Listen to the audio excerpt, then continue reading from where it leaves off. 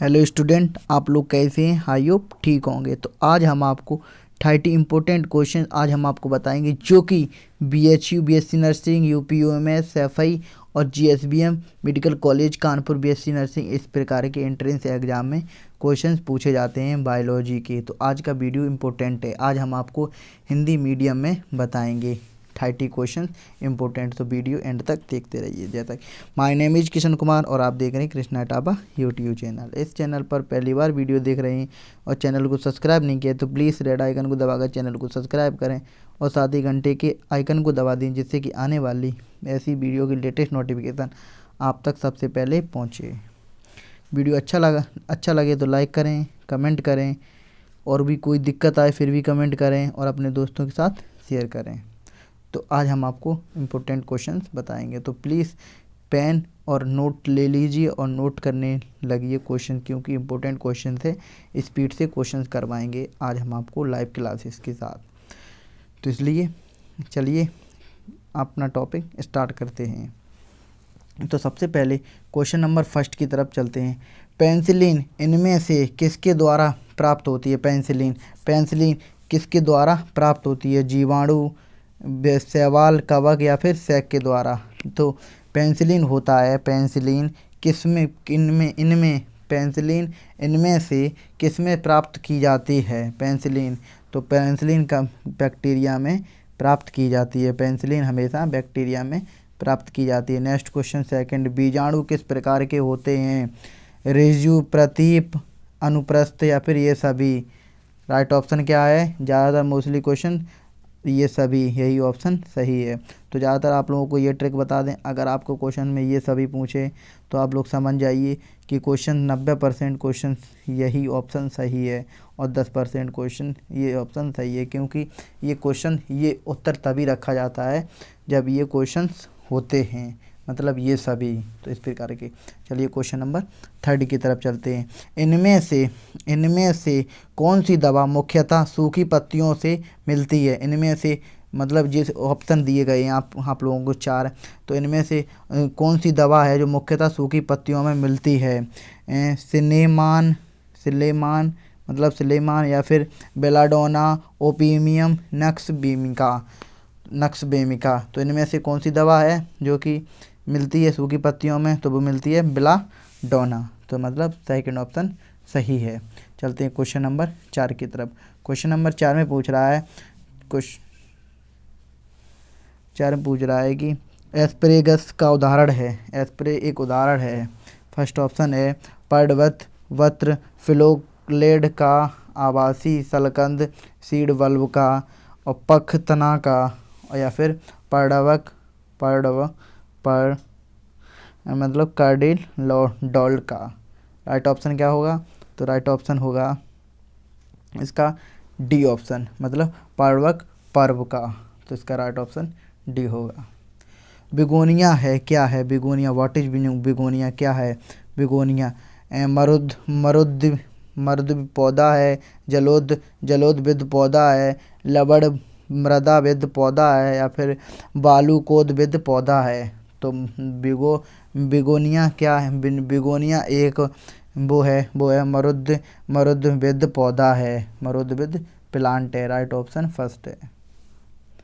Question number 6 की तरफ चलते हैं। क्वेश्चन नंबर 6, पौधा घर प्रभाव ग्रीन हाउस इफेक्ट निम्न का प्रमुख कारण हो सकता है?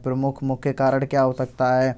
समुद्र का स्तर बढ़ना, मरुस्थलीय भूमि का बढ़ना, मृदा अपरदन बढ़ाना या फिर बर्फ़ का अधिक गिरना? तो इसका ग्रीन हाउस इफेक्ट क्या पड़ेगा? तो इसका राइट ऑप्शन क्या है? तो इसका राइट ऑप्शन है समुद्री स्तर का बढ़ना, तभी ग्रीन हाउस प्रभाव पर इफेक्ट पड़ेगा। क्वेश्चन नंबर, गेहूं में काला कीट बीमारी किसके कारण लगती है? फर्स्ट ऑप्शन इसमें दे रखा है ऑस्ट्रेलिगो ट्रिटिसाई, पक्सिनिया ग्रेमिनी या फिर फ्यूजेरियम या फिर अल्टरनेरिया। राइट ऑप्शन क्या होगा? राइट ऑप्शन होगा वी, पक्सिनिया ग्रेमिनिस राइट ऑप्शन है। तो ध्यान रखें, गेहूं में काला कीट की बीमारी पक्सिनिया से 100% क्वेश्चन ये पूछा जाता है हर बार एग्जाम, इसे याद कर लीजिए। क्वेश्चन नंबर 8, वह कौन से कारक हैं, वह कौन से कारक जो मृदा अपरदन पर प्रभाव डालते हैं? मृदा की प्रकृति, भूमि उपयोग कार्य, इनमें से कोई नहीं, या फिर ए बी दोनों? राइट ऑप्शन क्या होगा? राइट ऑप्शन होगा ए बी दोनों, मृदा की प्रकृति या फिर मृदा उपयोग कार्य। राइट ऑप्शन इन दोनों में से कोई भी आप लोग हो सकते हैं, तो इसका राइट ऑप्शन है ए बी, यानी दोनों सही हैं। 9 क्वेश्चन की तरफ चलते हैं। क्वेश्चन, इनमें से एक मिलेट की फसल कौन सी है? इनमें से एक मिलेट की इस बार पूछा गया था 2020 में, तो इसलिए ये इस बार को बाजरा, अरहर, मूंगफली या फिर मदार। तो इम्पोर्टेंट क्वेश्चन क्या है इसका राइट आंसर? तो वो है मिलेट की फसल कौन सी है? बाजरा। तो चलते अब क्वेश्चन नंबर चलते हैं 10 की क्वेश्चन की तरफ। पौधे की कई समुदाय को अपने आसपास वातावरण से जो रिश्ता होता है उसे क्या कहते हैं? मतलब जो पौधे की समुदाय होते हैं, जो आसपास पौधे वातावरण होते हैं, तो उनकी रिश्ता होता है उसे क्या कहते हैं? स्वपारिस्थितिकी, समपारिस्थिति, जीव परिस्थिति, या फिर इनमें से कोई नहीं। राइट ऑप्शन क्या होगा? समपारिस्थिति। राइट ऑप्शन सेकंड, मतलब बी ऑप्शन बिल्कुल सही हो जाएगा। क्वेश्चन नंबर 11 इंपॉर्टेंट क्वेश्चन है। पाइपर नाइग्रम से मिलता है काली मिर्च से, गेहूं से, सौंफ से, या फिर जीरा से? तो पाइपर नाइग्राम है, तो वो किससे मिलता है? मिलता है वो काला मिर्च से। कौन सी फसल अत्यधिक प्रोटीन देती है? मतलब सबसे ज़्यादा प्रोटीन कौन सी फसल देती है? चावल, गेहूँ, दालें या फिर मिलेट? तो आपको पता है राइट ऑप्शन क्या होगा? तो सबसे ज़्यादा प्रोटीन किस में होती है? दाल में। इम्पोर्टेंट क्वेश्चन है ये भी। पारिस्थितिकी तंत्र मतलब इकोसिस्टम का सबसे पहले किसने दिया था? टेंसले ने, ओडम ने लेडरमैन ने, या फिर कार्ल मोबियस ने? तो इसका राइट ऑप्शन क्या होगा? पारिस्थितिकी तंत्र सबसे पहले किसने दिया था? इंपॉर्टेंट क्वेश्चन है, तो ये दिए थे टेंसले ने। राइट ऑप्शन है। कुरकुमा लौगा स्रोत है। कुरकुमा लौदा स्रोत है। अदरक का, हल्दी का, लौंग का, या फिर लाल मिर्च का?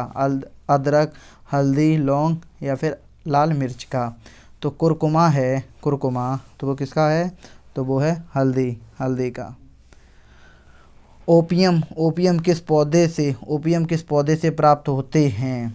एजिल मरियोलस, पापावर, सोमिनी फरेम से, एम्बेलिका अफीसी लेनिस से, या फिर सोलेनम नाइग्रम से?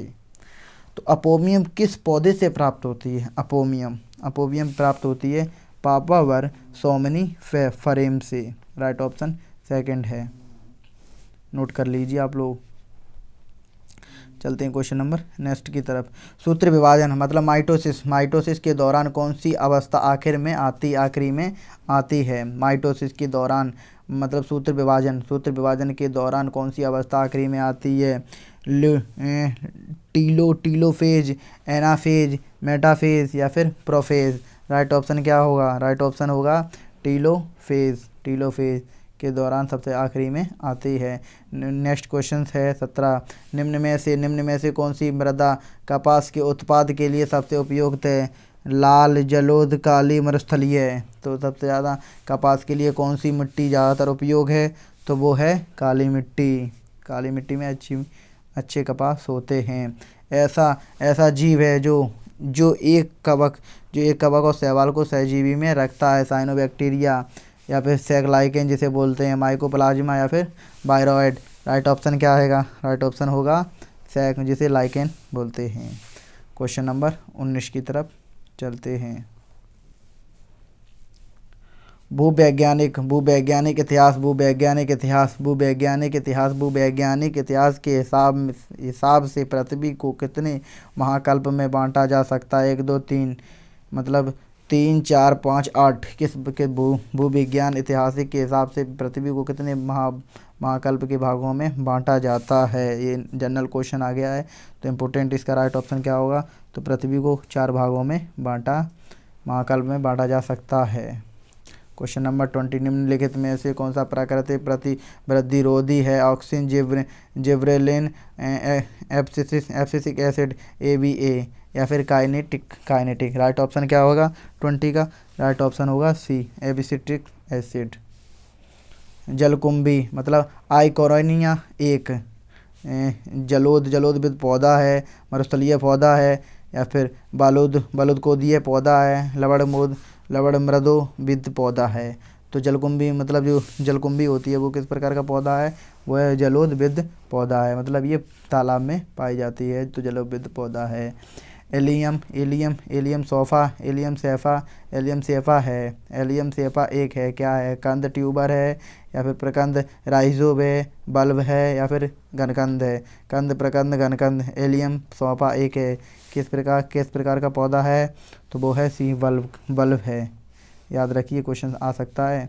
निम्नलिखित में से कौन सा कारक मृदा के उत्पादक में सहायक होता है? मृदा के उत्पादक में सहायक होता है, मतलब मृदा के उत्पादन, निम्नलिखित में कौन सा कारक मृदा के उत्पादन में सहायक होता है? जलवायु, वायुमंडल, जीवमंडल, या फिर जनन सामग्री, या फिर ये सभी। तो राइट ऑप्शन क्या होगा? ये सभी।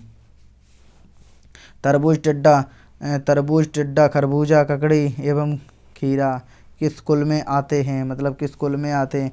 कुकुरबिटेसी, सोलेनेली, क्रूसीफेरा, या फिर कम्बोसिटी। तो इस प्रकार के फल वो किस में आते हैं? तो वो आते हैं कुकुरबिटेसी में। कुकुरबिटेसी, तरबूज, टिड्डा, खरबूजा, ककड़ी और खीरा, ये इस प्रकार के कुकुरबिटेसी। याद रखिए। पाइनस वर्गीकरण में निम्नलिखित किस समूह की कोटि में आते हैं? किस समूह की कोटि में आते हैं? कोनीफेरल्स, या फिर गिम्नोएल्स, साइकेडे, या फिर निटेल्स। राइट ऑप्शन क्या होगा? राइट ऑप्शन होगा ए, मतलब कोनीफेरल्स। नेक्स्ट क्वेश्चन की तरफ चलते हैं। नेक्स्ट क्वेश्चन है, हैच एवं स्लॉक चक्र चलता है C3 पौधे में, C4 पौधे में, कैम्प पौधे में, या फिर इन सभी में।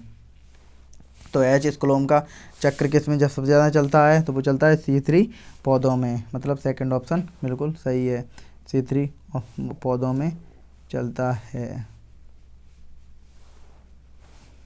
चलते हैं क्वेश्चन नंबर 27। निम्नलिखित में से कौन बिना की विशिष्ट आकृति का होता है? कौन विशिष्ट आकृति का होता है? साइनोबैक्टीरिया, माइक्रोप्लाज्मा, जीवाणु, या फिर बैक्टीरिया रियोफाज। बैक्टीरिया रियोफाज। इसका राइट ऑप्शन क्या होगा? तो इसका होगा माइक्रोप्लाज्मा। राइट ऑप्शन होगा बी, सेकेंड ऑप्शन। 28 का क्वेश्चन नंबर 28 पे चलते हैं। पौधे के किस समूह को सहवाहिनी क्रिप्टोगेम कहते हैं? पौधे के किस समूह को सहवाहिनी क्रिप्टोगेम कहते हैं? शैवाल, टेरिडोफाइटा, शैवाल, सैक, या फिर कवक। राइट ऑप्शन क्या होगा? B, pteridophyta. किस पौधे को रोलिल जीरोफाइटा कहा जाता है? किस पौधे को रोलिंग जीरोफाइटा कहते हैं? नीरियम साइकस, या फिर केजुराइना सैक्रम। तो राइट ऑप्शन क्या होगा? सैक्रम। निम्नलिखित में से कौन सा अभिरंजक स्टेन लिग्निफाइट एवं क्यूनिडाइज्ड जड़ कोशिका में अभिरंज कहलाता है? वॉलवॉक्स, असीटोरियम, अजोटेरिया, या फिर एस्परजिल्स, या फिर एलोमाइडोमोनास। राइट ऑप्शन क्या होगा 30 का? राइट ऑप्शन होगा एस्परजिल्स। राइट ऑप्शन होगा सी ऑप्शन बिल्कुल सही हो जाएगा। तो नेक्स्ट वीडियो में हम आपको 31 क्वेश्चन से और क्वेश्चन सॉल्व कराएंगे।